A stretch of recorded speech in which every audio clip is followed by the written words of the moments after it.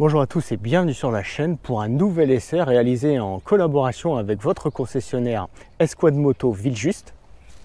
Et aujourd'hui, qu'est-ce qu'on nous a prêté? On nous a prêté la nouvelle CF Moto CLX 700 Héritage TC parce qu'elle est équipée du Traction Control édition 2024. Alors vous allez me dire, la CLX 700, c'est un peu la machine, la première machine, non, mais ça a été une des premières machines qui a fait connaître CF Moto dans le monde des machines qualitatives, on va dire, qui les a fait un peu sortir de leur carcan de fabricants chinois, entre guillemets, entrée de gamme.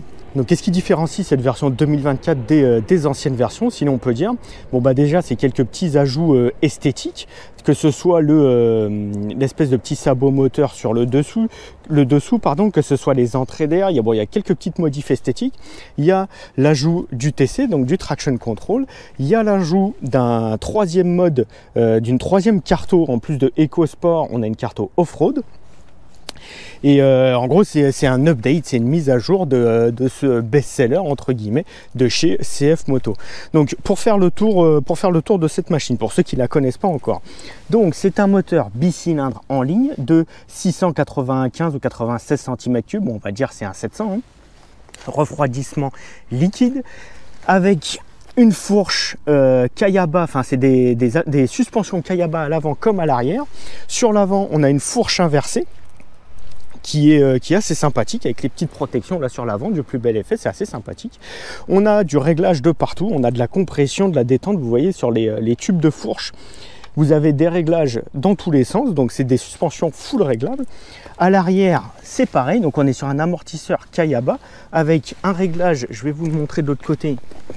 Vous avez votre petite vis de réglage donc de la détente et bien sûr un réglage en compression en pré-contrainte, pardon. On est équipé avec des pneus Pirelli MT60, donc c'est bien, c'est des bons pneus. On n'est pas sur des montes CST comme on a l'habitude de voir chez CF, bien que les pneumatiques CST, on n'a pas, enfin c'est pas qu'on n'a pas grand chose à leur reprocher, mais c'est des bons pneumatiques, les pneumatiques CST. Mais là ils sont passés donc sur du Pirelli MT60, parce que cette machine se veut un peu scrambler, surtout avec ce mode off-road là qui a été rajouté. Donc une ligne générale, comme je vous le disais, assez sympathique avec quelques petits ajouts esthétiques par rapport aux précédentes version. Un phare qui est vraiment sympathique avec les feux de jour sur le pourtour. On a les projecteurs sur l'avant, les clignotants traditionnels mais intégrés donc sur les côtés de l'optique. Un garde-boue qui est maintenu avec cette boucle en aluminium. On a des belles jantes avec des bâtons à Y. Franchement, c'est assez sympathique hein, d'un point de vue jante, c'est assez joli. On est équipé en Durit Aviation sur le freinage, comme vous pouvez le voir ici. On reste sur le freinage, on est sur un freinage radial 4 pistons de chez Jihuan, oui, sur l'avant. Et sur l'arrière, on a un traditionnel 2 pistons de chez Jihuan également. D'un point de vue silencieux, donc cette machine est full d'origine, hein, donc on est sur la ligne d'origine, donc on a un silencieux qui est assez esthétique pour un silencieux d'origine. On va voir ce que ça donne en mouvement, donc d'un point de vue sonorité. On a un bras oscillant qui est bien renforcé, un peu la type banane, là c'est assez sympathique à voir. On a un bloc arrière donc qui contient donc votre plaque d'immatriculation avec l'éclairage de plaque et les clignotants. Et ensuite sous la selle passager, vous avez votre optique arrière avec feu stop et compagnie, avec le petit rappel du X là sur la selle, c'est assez joli. Alors d'un point de vue selle, donc ils ont changé aussi la... Alors je sais pas si c'est juste le revêtement ou s'ils ont changé la selle complète, mais ça fait un petit peu moins de chip. C'est un revêtement qui est un petit peu plus qualitatif avec une petite lanière de maintien pour votre passager. Le pilote est assez bien loti. Bon, le passager ou la passagère est plus sur un strapontin qu'autre chose. D'un point de vue cale-pied, donc on a des cale-pieds avec un bloc en alu assez standard, hein, avec du caoutchouc pour un peu limiter les vibrations sur le passager, et idem sur le conducteur, on a les cale-pieds un peu standards avec les caoutchoucs pour limiter les vibrations. Vous avez donc de ce côté du moteur votre sélecteur de vitesse avec la petite plaque 700, là c'est assez sympathique, là le moteur c'est assez joli avec votre réservoir en liquide de refroidissement. Vous voyez donc le cadre en treillis tubulaire en acier. Vous remontez sur les entrées d'air. Et vous arrivez donc sur votre réservoir avec la petite trappe aviation là qui est assez sympathique et qui est bien intégrée aussi dans l'esthétique de la machine.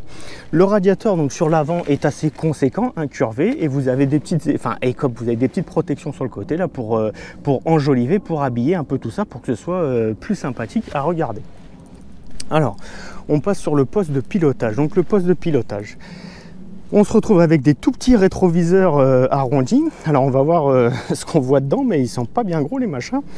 On a donc des freins qui sont réglables sur le mètre-cylindre de frein, mais également sur votre embrayage, vous avez le réglage. D'un point de vue commodo, c'est assez simpliste mais efficace, avec des petits commodos, donc avec les warnings, votre kill switch et bouton de démarreur, le traction control désactivable. De l'autre côté, vous avez votre régulateur de vitesse. Vous avez donc les 3 modes de conduite, comme je vous disais, les 3 cartos, un mode sport, un mode éco, un mode off-road. Vous avez la possibilité de déconnecter l'ABS avec un bouton ABS, et vous avez donc votre clignotant, vos clignotants, et votre klaxon, assez classique d'un point de vue commodo, mais efficace. Le guidon est assez cintré, donc vous avez un cintre qui vous permet de remonter un petit peu sur le poste de pilotage pour être un petit peu plus confortable, avec des têtes de fixation qui sont en simple alu, mais qui sont somme toute assez jolies. Et on arrive ensuite donc sur le compteur qui a l'air pareil assez simpliste. Je vais vous l'allumer tout de suite, mais qui fait son taf, on va dire, avec les informations essentielles, à savoir vous avez votre jauge à carburant, votre vitesse, une horloge, vous avez votre compte tour, vous avez les différents voyants d'état moteur sur le pourtour, et ensuite vous avez donc en fonction des modes, comme je vous disais, donc sur la poignée, donc là sur le haut vous allez voir on passe en mode éco, mode sport, et vous avez le mode off-road également. Donc là on va remettre en mode sport parce qu'on est des fous, quoique là on va faire un petit peu de off-road au début, donc on va le laisser en mode off-road. Et voilà, donc c'est à peu près tout pour ce tableau de bord qui a l'air assez lisible. Bon, on verra en utilisation, vraiment sur la route, ce que ça donne avec le casque et compagnie, voir si c'est toujours tout aussi bien lisible, mais ça a l'air assez lisible. Les informations importantes en tout cas sont assez grosses. Vous avez un petit réservoir là de liquide de frein qui est assez sympathique, ça fait un peu racing, donc c'est du CF Moto, hein. C'est vrai que c'est des machines qui sont belles, qui sont fiables mine de rien, et qui sont surtout à un tarif très abordable, parce que là bon, sur cette machine de mémoire on est en dessous des 7000 €, enfin 6999 ou quelque chose comme ça, pour ne pas dire 7000 €. D'un point de vue poids, donc si je me souviens bien, on est aussi sur une machine qui est à moins de 200 kg, prête à rouler, donc tout plein fait, prête à prendre la route. Bon, bah voilà un peu, on termine notre présentation statique. Donc écoutez, je vais m'équiper et on va tout de suite partir pour rouler avec cette CLX 700.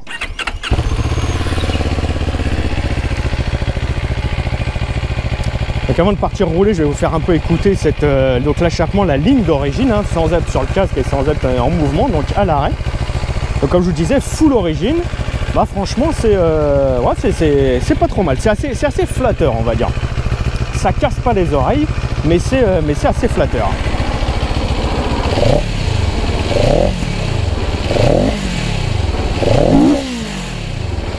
Ouh, quand on accélère un petit peu plus, on a l'impression qu'il y a un clapet qui s'ouvre dans la boîte à air là, et ça grogne un peu plus au niveau de la boîte à air. Bon, on va voir ça en roulant, mais ça a l'air assez sympathique en tout cas. Allez, ça y est, donc on est parti, comme je vous disais, en mode off-road, parce qu'on est dans les chemins, parce que c'est un scrambler, et il y a un mode off-road, donc on teste ça tout de suite. Donc vous le voyez, je suis bien sur le mode off-road. Alors on va rester sur des chemins gentillets, hein, on va pas faire du tout-terrain non plus, parce que c'est pas une moto qui est faite pour ça. Mais vu qu'il y a un mode off-road et que c'est un scrambler, on va tester ça quand même. Alors j'ajuste un peu mes rétroviseurs, histoire de voir à peu près quelque chose. Parce que comme je vous disais, donc petit rétroviseur, on voit pas grand chose dedans. Là j'avoue, là pour le coup, CF Moto, ils nous ont habitués à mieux d'un point de vue rétroviseur. Alors, on passe dans les trous. Donc on est en carto off-road, comme je vous disais. Donc ça doit vous mettre la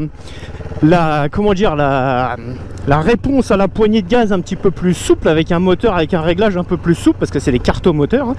Donc bon, là on a des petits à-coups à l'axel, mais bon, parce qu'on roule pas bien fort, si l'on peut dire. En même temps on est dans des chemins, on va pas rouler à Mach 12, mais étonnamment, pour une machine donc qui est à un peu moins de 200 kg, Et bah dans les chemins gentillés comme ça, donc avec les pneus, avec les Pirelli MT60 là, et bah ça passe plutôt bien. Je roule donc dans les aspérités de la route, dans les crevasses, etc. Et ça absorbe plutôt, et bah pas trop mal, franchement. Alors c'est pas une machine de tout terrain, mais pour faire du chemin gentillet, et bah ça le fait.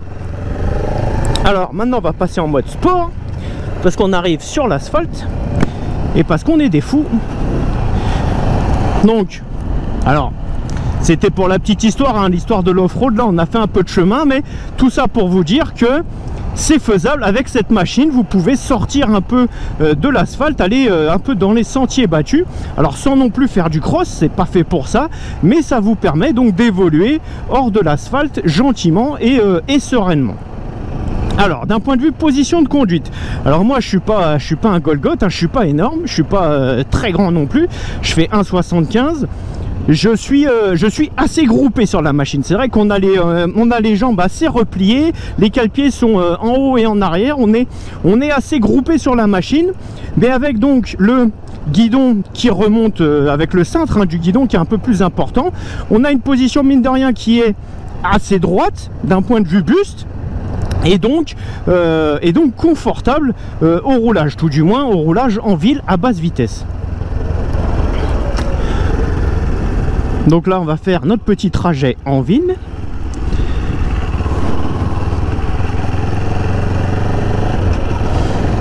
Alors à très basse vitesse et à basse vitesse on ressent des à-coups dans l'injection. Alors ils ont l'air d'être gommés dès qu'on passe un petit peu plus de couple entre guillemets, dès qu'on monte un petit peu plus dans les tours, mais c'est vrai qu'à basse vitesse on a quelques à-coups sur la transmission. Sur l'injection, pardon.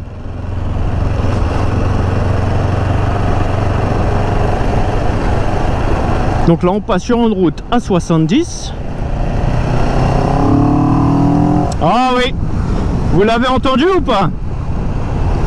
Alors quand on accélère tranquillement, quand on tourne pas trop la poignée de droite, la boîte à air ne se fait pas trop entendre. C'est une moto qui est assez silencieuse, si l'on peut dire. Par contre, dès qu'on commence à essorer un petit peu plus, enfin là, essorer, j'ai pas non plus complètement essoré la poignée, mais je suis rentré un petit peu plus dedans, on a l'impression qu'il y a une valve qui s'ouvre sur l'admission, et on entend ce moteur grogner au point de vue admission, ce qui est assez agréable. Attends, regardez, donc là, tranquille, vous entendez, j'accélère. Vous entendez là? Vous avez entendu le changement de ton de l'admission? On sent que ça grogne de ce côté-là, là. Donc à mon avis, ils ont dû bricoler, ils ont dû faire un petit travail sur l'admission pour que quand on essore un petit peu plus, il y a un truc qui doit s'ouvrir ou ça doit changer de gamme de fréquence. Et du coup, on a un petit bruit sur l'admission qui est assez sympathique. Alors, modèle équipé de l'ABS, bien entendu. Bon là, j'essaye de nettoyer un petit peu les pneus parce qu'avec le chemin, ce serait bête d'avoir un peu de terre sur les pneus et de se foutre au tas bêtement, j'ai envie de dire.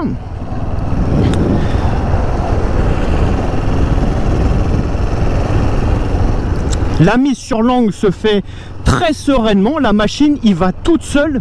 Il suffit donc de balancer les fesses d'un côté ou de l'autre et la machine se met sur l'angle toute seule. C'est vraiment très agréable, c'est une machine qui est très agile. Donc quand je vous disais, malgré la position groupée, assez groupée sur la machine, on a quand même une machine qui est assez agile, qui est très agile même. Et donc c'est assez agréable, ça met en confiance tout de suite. Et ça permet donc de se sentir comme à la maison très rapidement. Donc la petite tour de rond-point, on va reprendre notre chemin habituel.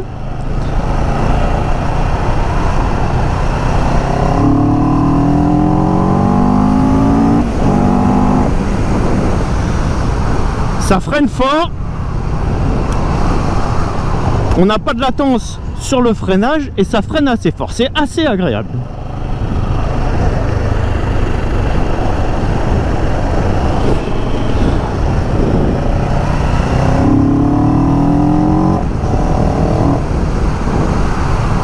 Donc là on repart sur notre trajet un peu plus habituel pour les habitués de la chaîne, donc notre trajet en ville. avec les dodanes et les petites problématiques de la ville habituelles. Donc là, zone limitée à 30. Donc comme je vous le disais tout à l'heure, sur les basses vitesses, on ressent quelques secousses à l'injection.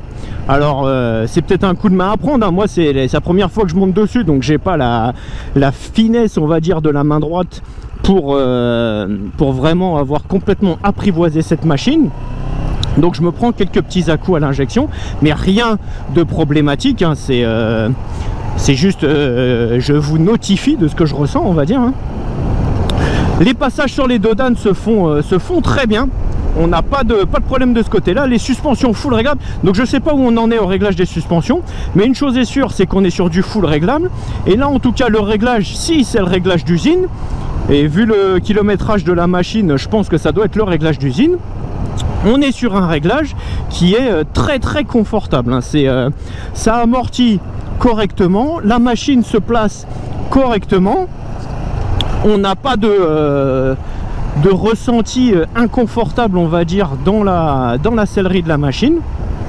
Donc non, d'un point de vue suspension, c'est Kayaba full réglable, ça a l'air d'être pas trop mal.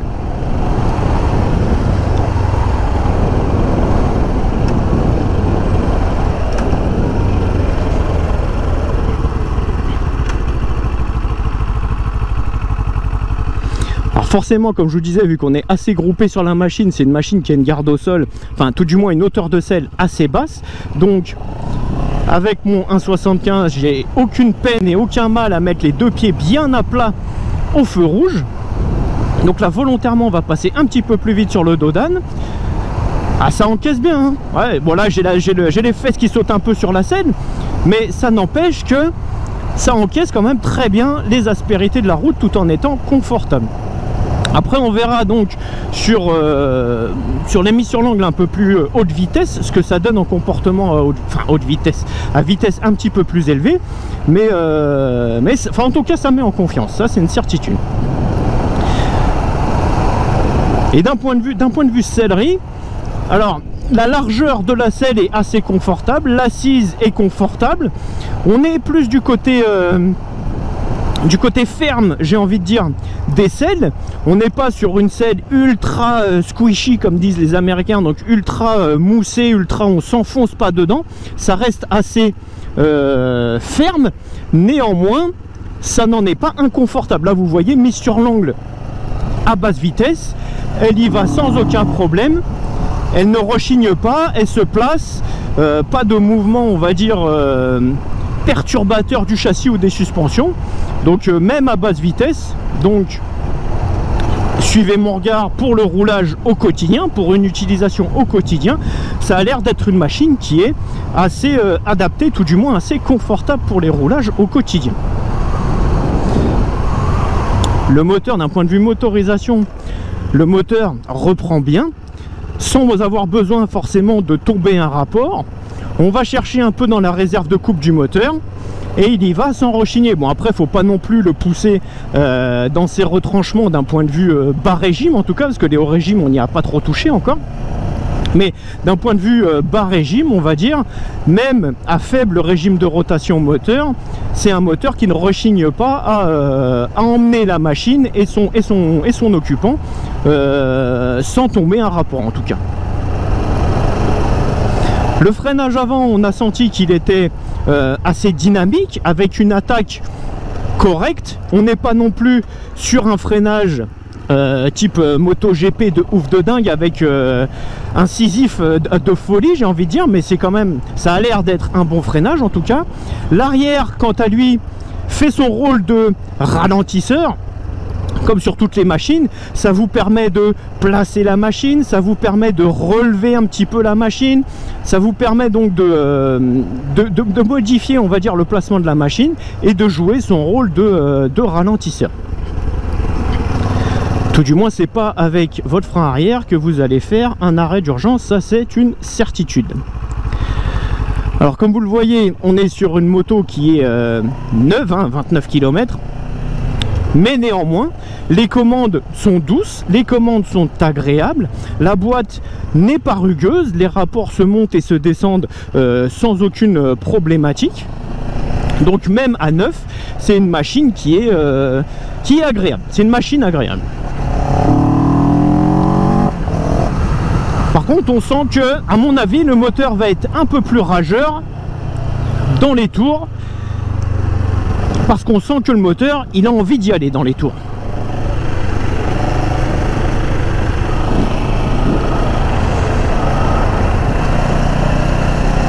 Je pense que ça va être un moteur avec plusieurs types de comportements. Déjà, comme je vous ai fait écouter tout à l'heure, on a ce changement de sonorité en fonction de l'ouverture de la poignée de gaz. Mais j'ai l'impression que quand on s'approche des 6000 tours minute, le moteur a tendance à devenir un petit peu plus rageur. Et la machine vous met en confiance tout de suite. On n'a pas besoin de se battre avec la machine, elle se place toute seule, on place le regard, la machine y va toute seule. Ça a l'air tout du moins comme ça, avant d'enquiller notre parcours à plus haute vitesse. Là sur le basse vitesse et sur le route nationale, on va dire, ça a l'air d'être une machine qui a l'air facile et homogène dans son comportement.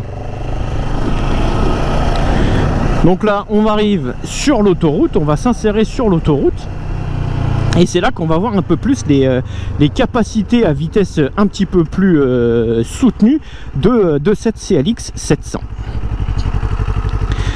D'un point de vue tableau de bord, donc indicateur du tableau de bord, tout est très bien lisible. Alors, les informations importantes telles que la vitesse ça vous saute aux yeux, vous voyez tout de suite où vous vous situez. Le contour, bon, en fonction des reflets du soleil, des fois ça arrive de chercher un peu le contour, enfin la position du contour. Et l'indicateur de rapport engagé, aucun problème de ce côté-là. Donc là, allez, on s'engage, allez, gaz!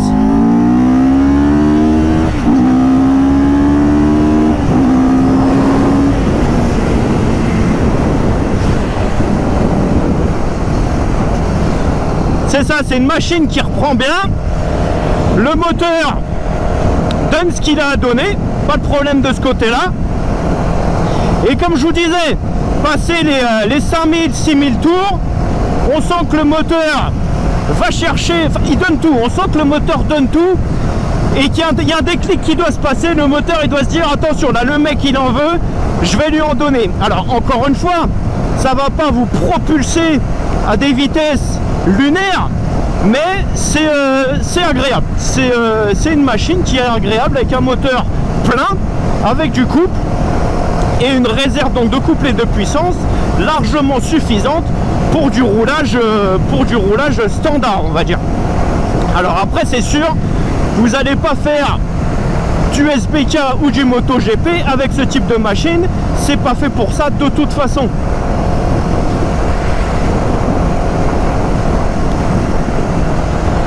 Donc là on est à 110 tranquillement. Et ben d'un point de vue, comment dire, protection, bah, comme fallait s'y attendre, on n'a pas de protection. Donc ça va très vite freiner vos ardeurs à vouloir rouler à Mach 12 parce que vous allez tout vous prendre en pleine poire. Ce qui est tout à fait normal vu comment dire, la vocation de cette machine.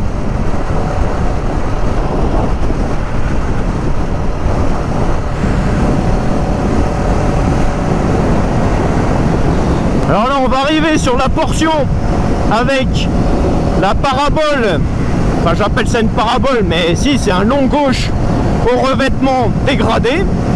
Et on va voir donc comment se comporte cette CLX 700 sur un revêtement un petit peu plus dégradé.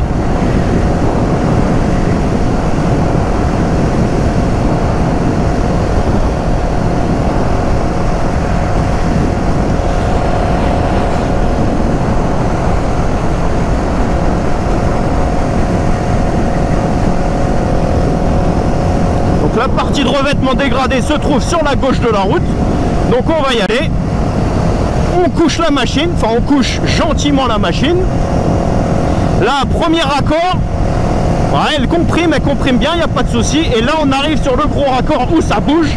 Voilà, bah là, aucun problème. La machine ne se désunit pas, elle reste sur sa trajectoire sans secouer son pilote.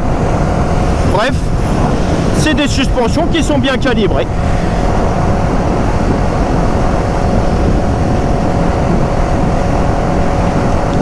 Donc encore une fois, comme je vous disais, bon, à vitesse un peu plus soutenue, c'est des machines qui seront pas forcément très confortables parce que c'est pas fait pour ça, mais ça fait le taf. Alors après, c'est sûr, vous n'allez pas faire des heures et des heures d'autoroute sur ce type de machine. Comme je vous l'ai déjà dit, c'est pas du tout fait pour ça, donc on peut pas lui en vouloir de ce côté-là. Mais néanmoins, si vous avez des trajets un peu plus haute vitesse, à vitesse un petit peu plus soutenue, pardon, on va parler correctement français, ça reste entièrement faisable, réalisable, dans un confort relatif, on va dire. Là, la position de conduite, franchement, je suis bien. Je n'ai pas de vibration ni dans le guidon, ni dans les cale-pieds. Je suis bien. Mais de là à vous dire que je vais pouvoir rester comme ça pendant des heures et des heures durant sur l'autoroute, clairement, non. Déjà, c'est pas un kiff. Et la moto, encore une fois, bon, ça va faire 3 ou 4 fois que je le répète, n'est pas adaptée pour ça. Mais elle peut le faire, il n'y a pas de souci. Les suspensions étant bonnes et bien calibrées, et la moto étant bien développée et bien aboutie, vous allez pouvoir le faire, même si ce n'est pas le but, encore une fois. Par contre, pour aller au boulot, si vous avez quotidiennement des liaisons d'autoroute à faire, ça le fait. Alors après, à voir s'il y a possibilité de mettre un petit saut de vent sur le devant pour limiter la fatigue liée à la vitesse, il faut regarder d'un côté accessoire si ça se fait. À vitesse un peu plus élevée, la moto, la machine reste très stable. Vous voyez, je peux me redresser, donc je ne suis pas forcément en position aérodynamique, donc j'ai beaucoup plus de prise au vent. Le guidon n'est tenu qu'à une seule main, ça n'empêche que je peux juste avec les fesses, alors en m'engageant un peu plus, mais je peux bien diriger la machine. La machine reste stable, réactive. Donc comme je vous disais, même à vitesse plus élevée, la machine reste saine et homogène.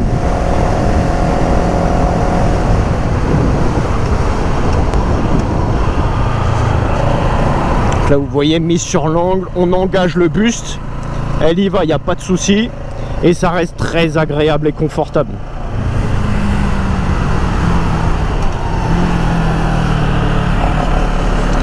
Allez, là on trajecte un petit peu, donc extérieur, on va chercher l'intérieur, c'est une double courbe, donc on reprend l'extérieur, et ensuite on va rechercher l'intérieur, pour ensuite sortir et s'insérer. Allez, gaz!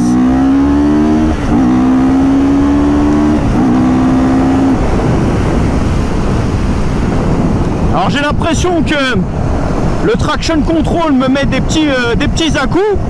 Alors peut-être parce que je relâche l'embrayage trop sèchement, on va dire, au passage de vitesse. Mais comme je vous le dis et je vous le répète, c'est une machine qui en a sous le capot et qui est largement suffisante pour une circulation normale sur route et plus encore également pour vous faire plaisir sans aucun problème. La sonorité, y compris en étant full d'origine, est assez flatteuse.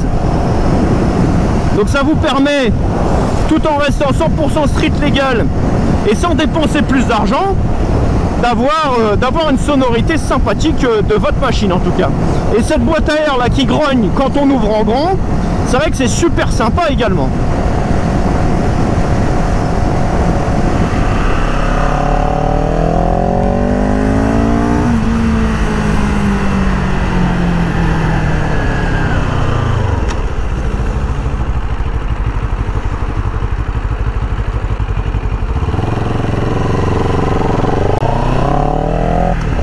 Allez, dernière petite voie d'insertion, juste pour le plaisir. Gaz!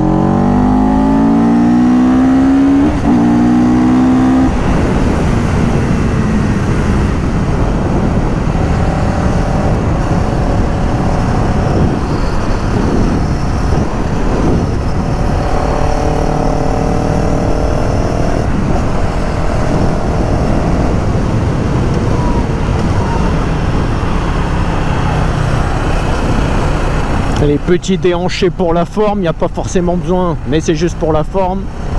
On arrive à bien la caler, on arrive à bien se déhancher sur la selle.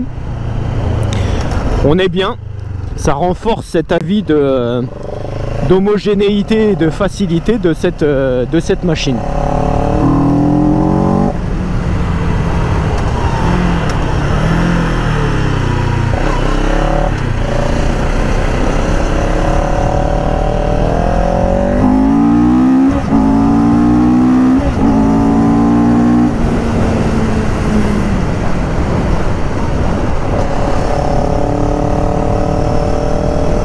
Voilà donc de retour chez Esquad Moto pour leur rendre cette CLX 700. Donc si je devais conclure cet essai de la CLX 700 de chez CF Moto, honnêtement moi je dirais que c'est une machine qui est homogène, c'est une machine qui est agréable, c'est une machine qui est facile. Donc si on résume, c'est une machine qui serait parfaite pour une utilisation au quotidien, pour aller au boulot, juste pour vous faire plaisir, pour rouler au quotidien.